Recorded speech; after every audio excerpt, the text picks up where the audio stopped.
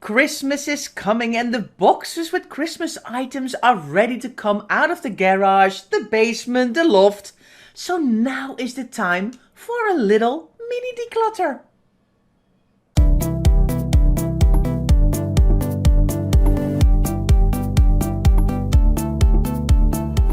You're listening to the Declutter Hub podcast, bringing you tried and tested, no-nonsense tips and advice from the leading experts in decluttering and organising your home.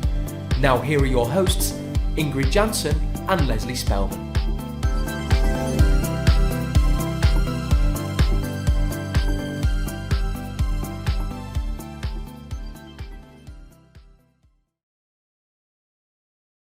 Hello and welcome listeners, I'm Ingrid. And I'm Leslie. If you're a brand new listener, thanks for being here and don't forget to hit that subscribe button so you don't miss our weekly podcast. And if you've been listening in for a while, we appreciate you and we are so happy that you're here. So thank you so much. Now, in today's episode, we are talking about the 10 things you can declutter from your Christmas boxes. So while you're getting everything out and you're getting ready to display, you're ready to use it, this is the perfect time to do a little bit of a little mini declutter.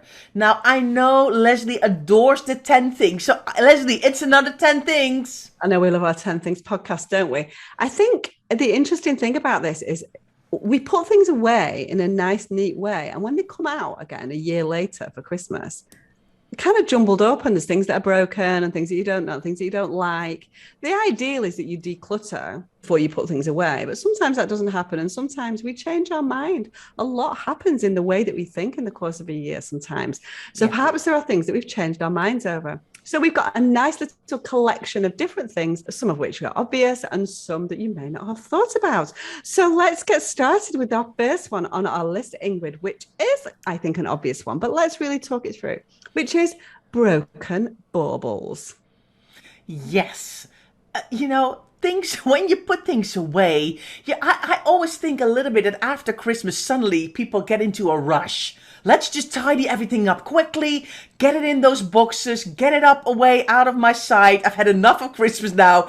I want my living room and my house to feel like a, in between brackets, normal house again without all this Christmas stuff around. So I think we're always a bit quick tidying up while we might take a little bit more time pulling everything out. So things kind of break, don't they? Accidentally, of course. But it's one of those things that just happens. There's nothing really you can do about it, but it just happens that things break in your decorations. Yeah, so you've got things that break, and obviously a lot of, as baubles get more elaborate, which they do. I mean, I've got some beautiful, beautiful baubles now. So they used to be kind of quite standard years ago, and now they're like almost ornaments. Well, they are ornaments in their own right.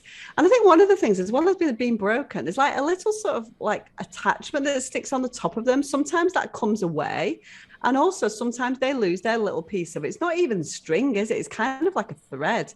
And so sometimes you might have a bauble with no thread on it. Now you've got to decide then, are you going to take the time to rethread your baubles? And only you will know whether you're a rethreading of baubles kind of person or not. And so really look at your baubles. Are they A, intact? B, have the little kind of holder, it's like a little gold hold thing. I'm sure there must be a name for them. But the thing that attaches the bauble to the string, basically. And are they appropriately strung, or do you need to do a little bit of work on that? So number one on our list to declutter from your Christmas boxes is broken baubles. Yes. Number two, crumpled gift bags. The ones you get like over the holiday season, either with presents or with bottles of wine, and we think, oh, they're so nice, they're so pretty, let's keep them for another year. But then realistically, if we take them all out, it's a bit like, oh, they're just a bit too crumpled, aren't they, to give away? Would I want to receive a gift in a half-crumpled gift bag? I mean, I know it's the thought that counts, and you can't kind of then go, oh, well, it's a crumpled gift bag, but it just doesn't feel as nice. Of course, if the gift bag is in good condition, by all means, please reuse it. But if it's kind of half falling apart, let it go. Let it go. Yeah, I think it's fantastic. I think, I mean, when I'm wrapping things up for Christmas, I'm always super happy if I've got a gift bag, so you don't have to do the whole wrapping thing with sellotape and stuff.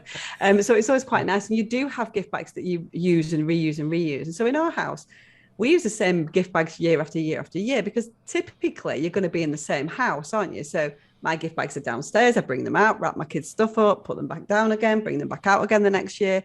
And so it's going to be, if you're going, you can kind of get away with it sometimes with your own family, to be fair, more than you can if you were giving it to someone else. But I think there comes a point at which you need to be a little bit more discerning about whether that gift bag, in fact, having been used 15 times already, has actually served its useful purpose and whether it's time to go. Do you not agree? I think like poor Steve, he's like his presents under the Christmas tree with his half crumpled back. Oh, there's the same gift bag again, 50 years in a row. That's from Leslie to me. Yeah, exactly. I mean, when we do Secret Santa with the girls, with my kind of girlfriends, and then we all have these beautiful gift bags, brand new, John Lewis, like £7 each. They're like, everyone's judging you, on your gift bag, but in house, like, yeah, that'll be fine, that'll do.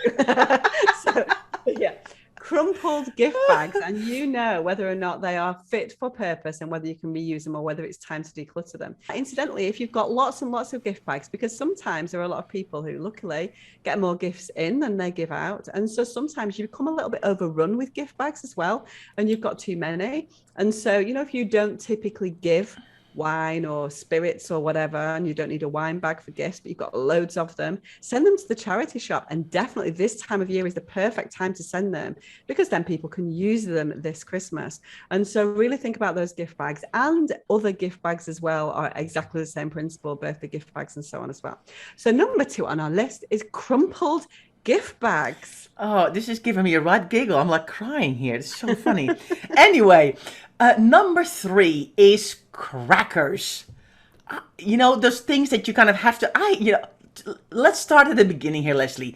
Before I moved to the UK, I had no idea about this whole cracker situation. So we've got this thing here that you kind of buy crackers and you have to hold them each other. You have to pull them and then the little gift pops out that makes a noise. It has a little paper hat and it has a toy and it's got lots of a little funny joke. So I thought it was really funny. So the first year I lived here in the UK, I thought, oh, this is funny. I'm going to bring this to my family in the Netherlands. And they were all like, what's this all about? And they kind of put the little hat on going, this is a bit interesting. But of course now, after having lived here over a decade, I know the whole cracker situation. And I find them a lot in clients' houses. I know our members have them a lot because there's always a few left over for some reason, isn't there? Yeah, so you typically buy crackers in packs of 6 or 10 or 12. And then if you've only got 9 people in your family, you put your 9 crackers out, there's 3 left over. And of course, you think about keeping them. But then the next year, you're not going to put 3 random crackers on your beautifully prepared thing. So some that are gold and some that are purple or whatever, or some that are Thomas the Tank Engine and some, do you know what I mean? You're probably going to go for uniform crackers. But again, send those crackers off to the charity shop because somebody will be absolutely delighted with them. So if you've got random crackers hanging around, then it's time for them to go. Unless you're quite happy to have random crackers, which is perfectly fine. Now, I know we have this conversation every time we do a Christmas podcast, so you weren't aware of crackers. Do we think, and I don't know the answer to this question, so somebody in the podcast, please tell us wherever you are in the world, whether crackers is a thing in your country or not. Maybe, but everyone's like, what even is that?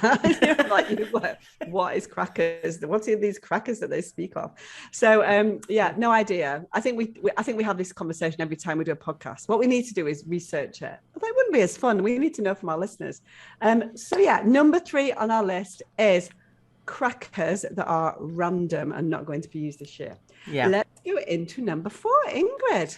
Yes, I love this one because it is gifts that are kind of kept in a gift cupboard that are never gifted. So it might be stuff that people have been giving you and you think, oh, it's actually not something that I would really use. I want to re-gift it. Or it might be gifts that you've picked up over the year and you think, oh, that's lovely for so-and-so. And you've kind of bought it in advance of a birthday, Christmas, whatever, a holiday, whatever it is. And then some sort of gift shelf, gift box, gift cupboard gets created with all this stuff. And then it stays there because then the gift is not the right thing, or you found something else that's better. And some gifts just lurk in those cupboards for 2, 3, 4, 5 years.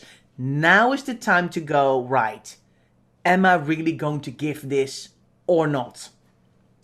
Yeah, there's a whole wider debate, isn't there, when it comes to gifts and gift boxes. People who have clutter in their houses typically are people who like a bargain or see an opportunity and are kind of bought in by the kind of shopping buzz, really. And, oh, that would be a great thing. That would be a great thing. And I'm definitely going to need that. And so one of the things that we really would encourage you to do is to do more intentional shopping. So buying things as you see them is no problem at all, but really have in your mind, who is this going to be for? And what celebration is it going to be given on? Don't just buy things just because it looks like a good thing that you might use one day. It's really important to think about having an actual goal for that gift when you buy it. And so you know, because we've seen it so many times, Ingrid, these gift boxes are huge and they're not always, what we try and do is when we're in houses is we try and gather all these gifts together into one place. And so at least somebody says, these are all the gifts that I've got. And then it gives me a place to go and you kind of shop from home almost. But when we get to a house, typically they're in random places. They might be still in the carrier bag. Some might be in the wardrobe. Some might be in an office. They might be in the kitchen cupboard.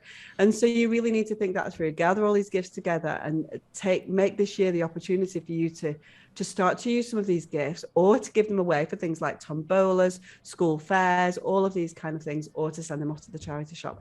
Perfect time for you to really evaluate that Christmas gift box and see whether or not there's something in there that you can let go of.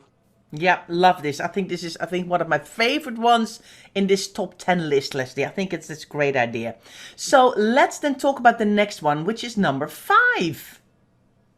Oh, is that me? Yeah. Oh, I wanted to call out a number this time, Leslie. Okay. Number 5. Yes. And so another one that's fairly obvious, but it's something that we battle with year after year. So there's sometimes you just need to give up. And so it is tangled or broken or bulbs gone Christmas lights. There comes a point when the Christmas lights are kind of done, doesn't there?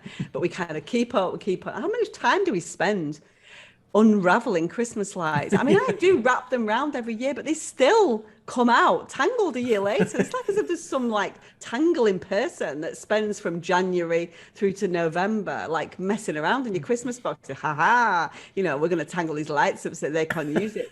As well as having to do the whole Christmas decoration thing, they're going to have to spend at least 90 minutes untangling a set of Christmas lights. And so we are all for being sustainable, all for reusing, but think about how you put your Christmas lights away to try and avoid the tangled light situation. Really look at those bulbs, because quite often now the bulbs are fixed, and so they're not ones that you can take in and out of that you used to be able to do. And so sometimes there are so many bulbs gone that it's time to get a new set. So really evaluate that and evaluate whether the lights are fit for purpose, whether they're the right colour. If you're very discerning about your Christmas decorations, some people like warm light, some people like cold light, some people like blue light, some people like different coloured, multicoloured lights. Some people change their mind over the years. So look at the lights that you've got and think about, what kind of lights do I want? Do they all match up? Are they in keeping with what I want? Or am I just keeping lights for the sake of it? Really important to not just keep hundreds and hundreds of sets of lights, because it's very confusing then as well, isn't it, Ingrid, when you get to like, oh, which one's this? Because they all kind of look the same, don't they, if they've not been kept in the boxes. Yeah. So time to evaluate your Christmas lights. Yeah, and also just a kind of another top tip for me, plug them in before you put them in the tree. The last thing you want to do is go, and just kind of, you're chatting away, you're having your Christmas music on, you're decorating your tree, and then you plug your lights in and like, oh, not working. So plug them in, test them before you put them in, and then you can see, right, can I replace the bulbs, or do I need to do some repairs, or do we have to unfortunately give up on the set? So yes, tangled Christmas light is a nightmare. What I have done, Leslie, and that might be helpful for our listeners as well, I just have a piece of cardboard where I've written down what lights they are. Are they for my mantelpiece? Are they for the front window? Are they for my Christmas tree? Are they for in the hallway? Because every year I just don't have to then think, oh, where did these go? What was this for? And that really helps as well. So It's just all these little things can really make you put up your decorations quicker, because we know that's a big job to do.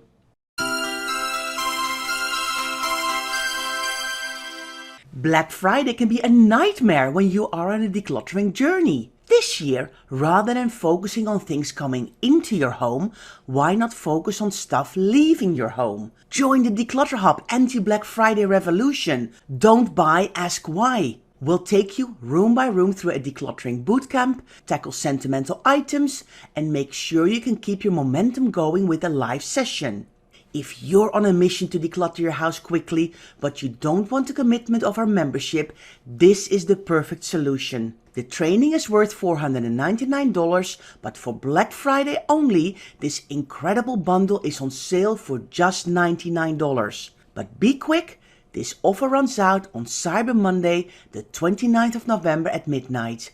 All the details are on declutterhub.com/Black Friday. Hi everyone, welcome back to your 10 things to declutter from your Christmas boxes 10 things list. Wow, that's a bit of a mouthful. But anyway, we are now up to number 6.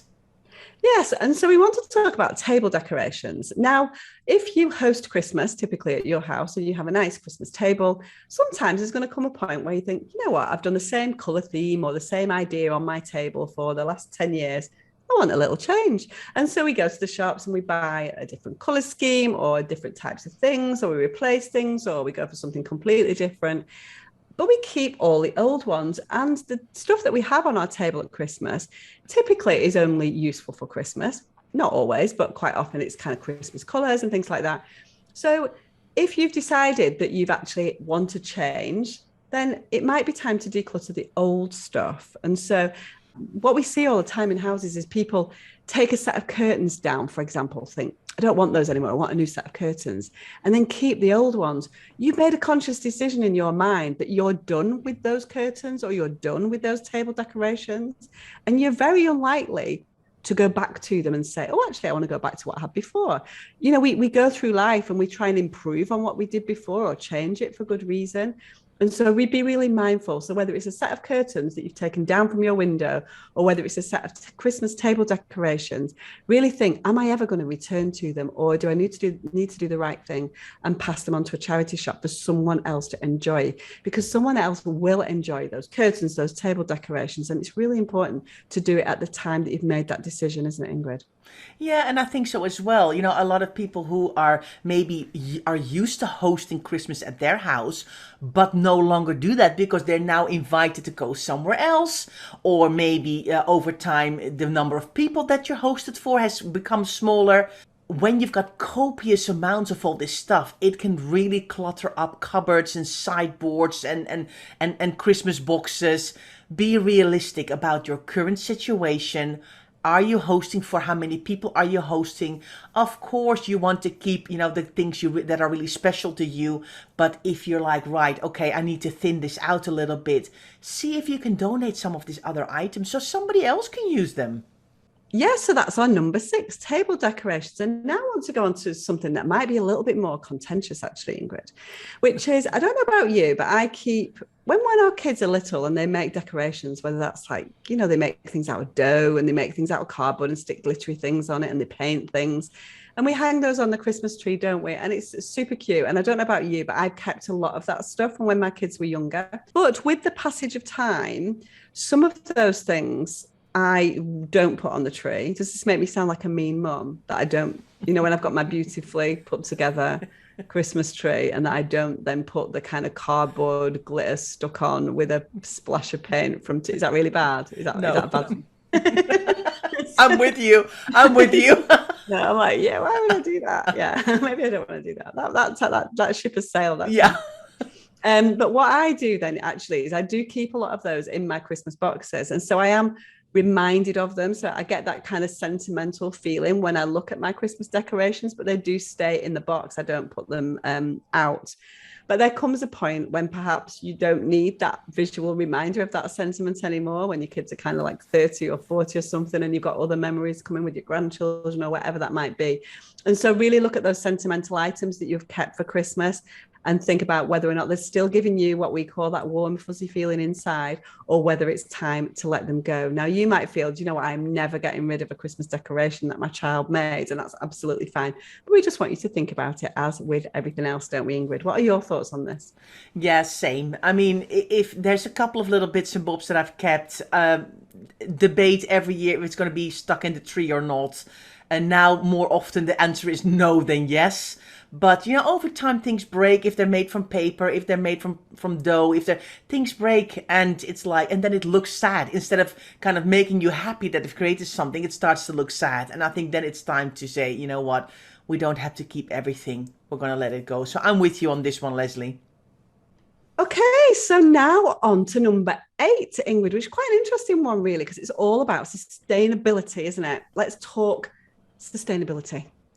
Yes, you know what? I think over time we see really a movement to gifts and presents being wrapped in paper or in cloth or with a rope instead of kind of the nice sparkly ribbon or things like that. So if you are doing a movement yourself into being more sustainable in that way, you might not suddenly think to yourself, but I've got 6 rolls of brand new foil wrapping paper and I don't want to use that anymore.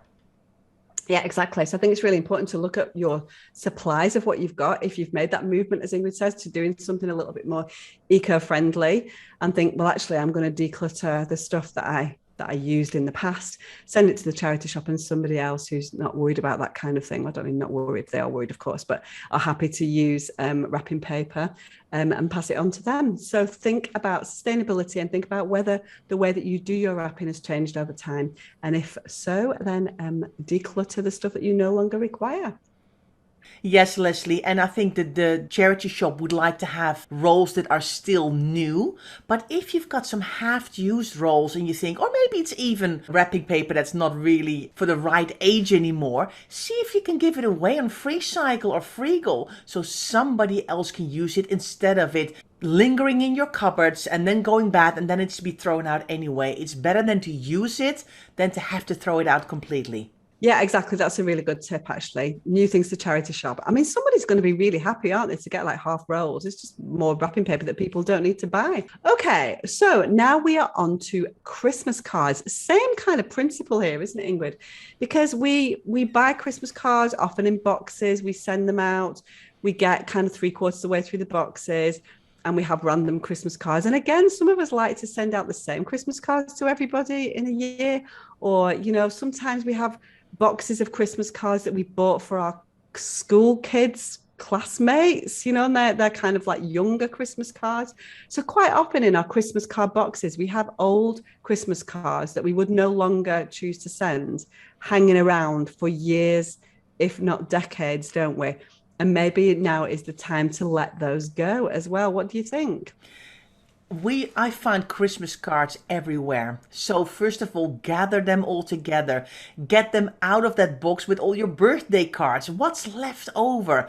What have you bought? Sometimes other family members end up buying boxes because they think there's nothing in the house and they haven't asked you to say, have you got something? And they've gone shopping. And then you've got suddenly, instead of your expected maybe 100 cards, you've got like, oh my gosh, I've got loads and loads of boxes with cards. What am I going to do with all this stuff? And then if it's all gone a little bit out of control, now's the time to kind of clear the decks and go, you know what? Let's just declutter some of this stuff. If it's half used, again, perfectly to use on FreeCycle or Freegal and give it away to other people. If they're completely unused boxes, then definitely donate them to the charity shop. Because if they're going to linger in your cupboards, it's not going to get you anywhere. Well, Ingrid, we are now at number 10. And I know this one is a bit of a contentious one for you. And I threw it in there and you're like, I don't like that idea. I'm like, okay, I'm going to say it anyway. She's a little bit scary. Sometimes she gets very overly dramatic about something. We're in the decluttering business where people do buy things and Ingrid gets very upset about these sometimes. And so I dared to suggest that perhaps people kept more than one Christmas jumper. And that actually, if you went to the shops and you saw like a cool new Christmas jumper, like you would with any other thing that you were going to wear for the festive period, then perhaps you might buy a new one and then no longer have need for the old one. And so perhaps we need to go to our Christmas jumpers and ditch the ones that we no longer need and send them off to charity for someone else to enjoy them. And again, this is the perfect time before we're into Christmas jumper season. Go through your Christmas jumpers and declutter them. Ingrid was very upset by this suggestion. So Ingrid, go for it. Well, I was like, well, why would you buy a new Christmas jumper when you already have one? You only wear it once or twice in the year. And Leslie was like, well, but people see something new and they want to try it. So I'm like, you will see me in the same Christmas jumper for years until I'm like... Exactly. So she's never changing up the style of that Christmas jumper from the 70s. You know what I mean? So like, it's the same, like we are allowed to buy a new Christmas jumper. We just need to make sure that we pass on the old one to someone that's going to enjoy it. Well, I mean, year, are we? Do you know what I mean? Yeah, no, that's true. And I fully agree with that. So if you find yourself that you've ended up with 6 different Christmas jumpers, donate a couple. You don't need to have 6 Christmas jumpers. And I mean, of course, with kids, it's easier. Kids grow out of stuff and then you can go, let me buy a new one. They can't fit that one anymore. But I don't know. I'm like, I think people have seen me in this Christmas blouse for a couple of years. I don't care. It's one time a year, but that's me. Maybe I'm going to go on a mission. Get Ingrid a new Christmas jumper. Maybe that, you know what I mean? Like, maybe that's the thing, which is like, yeah, maybe it's time for a change. But we all know that you're not a big clothes lover. So, but anyway, luckily I'm not a big Christmas jumper lover either. I don't think I've got a Christmas jumper. I think I just, whenever I have to wear it, I'm not really a Christmas jumper kind of person, if I'm honest.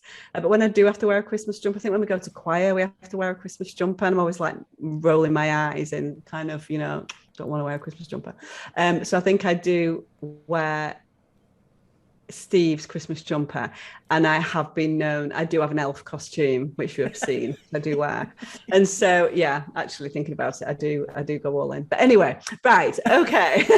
So I was just like, yeah, actually, I do have a kind of Christmas outfit. But anyway, so we are now at number 10. We have gone through our 10 things to declutter from your Christmas boxes. So hopefully we've given you some food for thought on the types of things that you can declutter from your Christmas boxes. And of course, today or the next few days is the perfect time to do that. If you are in the United States, you will have just gone through Thanksgiving. And I know that in the States, people then start to really think about Christmas then. In the UK, we typically start to think first, second week in December. So listen to this podcast and take action while you are preparing for Christmas. It's super important not to have random stuff around in your home that you're not going to use. Just because it's Christmas, it has the same criteria as everything else, which is why we decided to do this lovely Christmas podcast. I'm feeling all festive now, Leslie. I'm starting to feel all festive. I'm like, oh, it's time to get the Christmas hats out. Yeah, exactly. I know, exactly. Maybe we should have put a Christmas hat on today. It's not quite ready. I'm sure the Christmas hats will come out. Yeah. In one of our other podcasts. Yeah. Yeah. So if you're watching this on YouTube, I'm going to wave at you now. So maybe in next week's podcast, we'll wear a Christmas hat. I'm sure it's going to make an appearance at one of our podcasts at some point. And if you are thinking, YouTube, huh? What? Yes. Our podcasts are now on YouTube. So you can actually, instead of only hearing us, you can see us as well. And you can see what we're up to when we're recording these podcasts. So if you want to do that, find the Declutter Hub on YouTube and subscribe to our channel. And do let us know about this cracker situation. Is this a British thing? Or is this something that happens all over the world and I'm just blissfully unaware? So tell us in the comments. We would love to know. Now, next week on the podcast, I'm talking to Claire Kumar about highly sensitive people. And I think it will be a very interesting one to listen to. So we can't wait to see you there. So thanks so much for listening to this episode and we'll see you next week.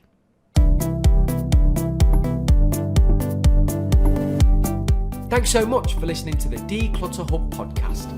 Don't forget to subscribe to us in your podcast player so you don't miss an episode, and we'll see you next week.